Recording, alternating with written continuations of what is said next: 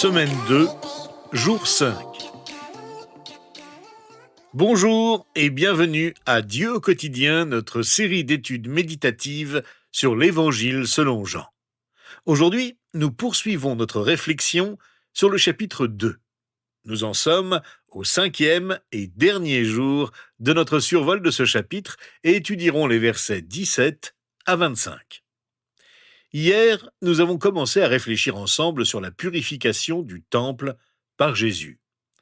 Les disciples, et donc Jean, l'auteur de l'Évangile, ont été très marqués par ce que Jésus a osé faire dans le temple et rapprochent cet événement d'une parole du roi David qu'on lit au psaume 69.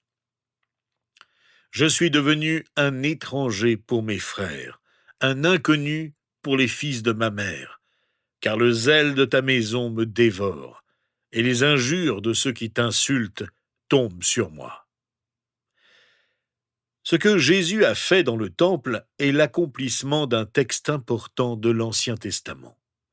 On le voit nettement quand Jean dit au verset 21 et 22 que Jésus parlait du temple de son corps. Jésus savait que si le temple était ainsi profané, c'était la gloire de Dieu qui était en jeu. Cela provoquait en lui une grande souffrance. Voilà pourquoi il devait chasser ceux qui pratiquaient un commerce honteux. Mais cela n'a pas plu à beaucoup de Juifs qui lui demandent un signe miraculeux. De quel droit a-t-il chassé les marchands et les changeurs avec un fouet à la main ? Jésus leur répond mystérieusement : « Détruisez ce temple, et en 3 jours je le relèverai. » Les Juifs dirent : « Il a fallu 46 ans pour construire ce temple, et toi, en 3 jours, tu le relèverais. » Le temple splendide de Salomon avait été remplacé par le modeste temple construit par Zorobabel, puis amélioré par Hérode le Grand du temps de Jésus. De manière énigmatique, Jésus leur annonce que s'il détruisait ce temple, il le relèverait, lui, en 3 jours, ce qui était incompréhensible pour les Juifs. En fait, le temple dont Jésus parlait était celui de son corps. Ses disciples le comprirent après la résurrection de Jésus, comme nous le lisons au verset 22. C'est pourquoi, lorsqu'il fut ressuscité, ses disciples se souvinrent qu'il avait dit cela, et ils crurent à l'Écriture et à la parole que Jésus avait dite. Mais qu'en est-il du temple de Dieu aujourd'hui ? Où se trouve-t-il ? Notre compréhension des leçons que nous pouvons tirer de cet épisode de Jésus dans le temple repose en effet sur la réponse à cette question. Parfois, certains pensent que l'expression « la maison de mon père » fait référence au bâtiment d'une église catholique ou évangélique ou à un temple protestant, un endroit où on adore Dieu. C'est un endroit dont on doit bien s'occuper, qu'on traite avec respect et révérence, parce que c'est la maison du Seigneur. En fait, il ne s'agit pas d'un lieu particulier, comme nous venons de le voir. Le temple est le lieu de la présence de Dieu. C'est là qu'il se manifeste à son peuple. Dans le contexte immédiat de notre passage, il est clair que Jésus est lui-même le lieu de la présence de Dieu. Mais pour l'ensemble du Nouveau Testament, nous sommes, nous aussi, le temple de Dieu. Et la question qui se pose est celle-ci. Est-ce que le temple que nous sommes a besoin d'être purifié comme le temple de Jérusalem a dû l'être ? Jésus a pu constater les imperfections et les impuretés qui affectaient le temple de Jérusalem pendant des années avant de commencer son ministère public. Mais dès le début de son ministère, il a purifié le temple. Il ne pouvait pas supporter les impuretés qui l'affectaient et ne les tolérait pas. La gloire de Dieu était en jeu. Qu'en est-il de ma vie ? Jésus veut purifier en nous ce qui n'est pas tolérable dans nos vies. Il voit ce qui ne lui plaît pas. Il sait ce que nous voulons lui cacher, ce qui s'est infiltré en nous au cours des années et qui peu à peu fait des ravages au plus profond de nous. Il nous traite avec patience, mais en fin de compte, il ne supportera pas le péché sous toutes ses formes. Ce n'est pas parce qu'il est patient qu'il tolère nos mauvaises pensées et nos actes mauvais. Que doit-il chasser de nos vies ? Pourquoi ne pas faire le premier pas ? et nous examiner attentivement. Nous savons bien ce qui ne va pas en nous.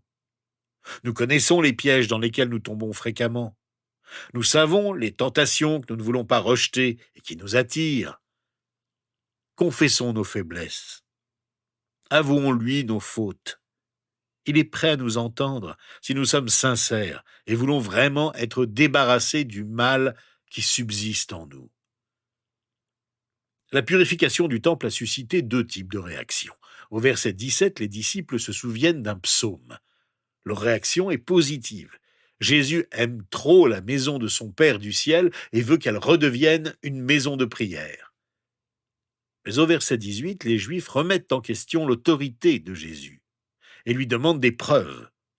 Leur réaction est négative et ils ne peuvent pas comprendre la réponse de Jésus. Les disciples, eux, ont su faire un lien entre l'acte de purification et un psaume de David. Les chefs religieux, que Jean appelle souvent les Juifs dans son évangile, auraient dû pouvoir faire ce parallèle. Mais ils étaient aveuglés par leur manque de foi. Ils refusaient de reconnaître l'autorité de Jésus. Ils ne rejetaient pas le fait qu'il ait purifié le temple en chassant ceux qui agissaient mal, mais contestaient son droit de le faire. Eux qui connaissaient les Écritures auraient dû voir un signe dans la purification du temple, l'accomplissement d'une prophétie de Malachie, au chapitre 3, versets 1 à 3. Soudain, il entrera dans son temple, le Seigneur que vous cherchez, le messager de l'alliance que vous désirez. Le voici qui arrive, dit l'Éternel, le Maître de l'univers. Qui pourra supporter le jour de sa venue? Qui restera debout quand il apparaîtra? En effet, il sera pareil à un feu purificateur, à la lessive des blanchisseurs. Adoptons donc l'attitude des disciples qui ont cru en Jésus. Parfois, avouons-le aussi, il nous arrive de réagir comme les Juifs qui se sont confrontés à Jésus et de remettre en question son autorité sur nous. Au lieu de ressentir la piqûre de la culpabilité, nous réclamons ses références. Rappelons-nous que Dieu veut ce qu'il y a de mieux pour notre vie. Posons-nous donc cette question. Comment puis-je développer un zèle pour le temple de Dieu aujourd'hui? Je suis le temple de Dieu. Comment puis-je développer un zèle pour la purification de ma vie par Dieu? Nous pourrions parler de la prière et de la communion avec d'autres croyants ou du temps que nous passons à lire la parole de Dieu. Mais fondamentalement, à qui appartient ce temple, cette maison? Le zèle de Jésus, son véritable zèle, s'est concentré sur le fait que le temple de Jérusalem n'avait pas été construit par Hérode, mais que c'était la maison de son Père. Voilà le fondement de mon zèle. Plus je suis convaincu que j'appartiens à Dieu, plus je développe un zèle pour le temple de Dieu que je suis devenu. Je ne m'appartiens pas, je lui appartiens. Mon corps ne m'appartient pas, il appartient à Dieu. Voilà pourquoi je glorifie Dieu avec mon corps. Et je laisse Jésus purifier ma vie. Nous constatons pourtant dans les versets 19 à 22 que nous trouvons des raisons ou des excuses qui nous font croire que ce n'est peut-être pas encore le moment pour lui de nettoyer le temple de ma vie. Nous devons donc veiller à deux choses. Premièrement, faisons attention à ne pas nous laisser prendre par les choses extérieures. Deuxièmement, faisons attention à ne pas nous laisser prendre par les opinions des gens. Lisons les versets 19 à 22.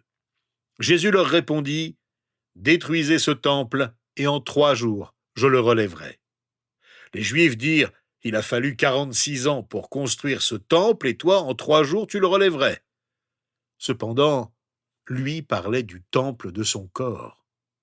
C'est pourquoi, lorsqu'il fut ressuscité, ses disciples se souvinrent qu'il avait dit cela, et ils crurent à l'Écriture et à la parole que Jésus avait dite. Les Juifs qui s'en prenaient à Jésus ne pouvaient pas saisir les paroles de Jésus, parce qu'ils concentraient toute leur attention sur le temple physique de Jérusalem et le temps qu'il avait fallu pour le construire. Ils étaient donc incapables de comprendre que Jésus parlait de lui et de se rendre compte qu'il était le temple de Dieu son Père. Nous pouvons nous-mêmes adopter leur attitude et nous concentrer sur des circonstances extérieures qui nous empêchent de faire ce que Dieu veut que nous fassions pour lui laisser toute la place dans nos vies. Pourtant, nous savons ce que nous devons faire pour qu'il réside en nous. Ce que nous savons nous apporterait la joie. Ce que nous avons à faire n'est pas facile, mais cela nous apportera beaucoup de joie. Nous devons enfin veiller au danger qui peut nous empêcher de progresser dans notre marche avec Dieu. Les paroles de Jésus au verset 23 à 25 de notre chapitre nous en parlent.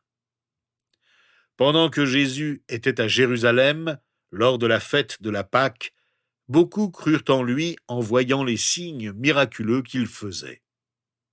Mais Jésus n'avait pas confiance en eux, parce qu'il les connaissait tous. Il n'avait pas besoin qu'on le renseigne sur les hommes, car il savait lui-même ce qui est dans l'homme. Jésus connaissait trop bien les humains pour placer sa confiance en eux. Il ne comptait pas sur eux. Il ne comptait pas sur eux pour combler ses besoins les plus profonds que seul Dieu le Père peut combler.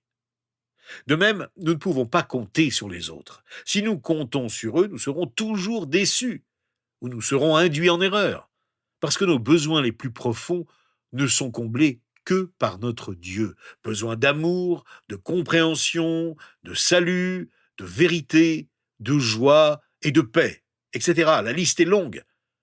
Plaçons donc toute notre confiance en Dieu, car lui seul peut nous conduire à changer pour devenir de plus en plus semblables à lui.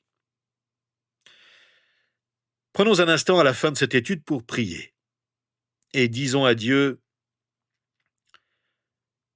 Seigneur, merci parce que tu es pur et que tu ne supportes aucune impureté dans nos vies. Rends-nous de plus en plus sensibles à ce que tu veux faire en nous. Viens nous purifier. Chasse ce qui ne va pas en nous et qui nous empêche d'être en parfaite harmonie avec ce que tu veux. Que nos pensées et nos actes soient toujours plus conformes à ce que tu nous enseignes dans ta parole. Nous ne te demandons pas d'autres signes miraculeux que ce que l'évangile de Jean nous rapporte. Nous croyons en toi et ne remettons pas en cause ton autorité, mais nous nous soumettons à toi de tout notre cœur. Merci pour ta patience envers nous. C'est en ton nom que nous t'adressons notre prière. Amen. N'oubliez pas de nous rejoindre la semaine prochaine. Nous étudierons ensemble le chapitre 3 de l'Évangile selon Jean. Nous parlerons d'une rencontre spéciale entre Jésus et un enseignant de la loi juive et du verset le plus célèbre de la Bible.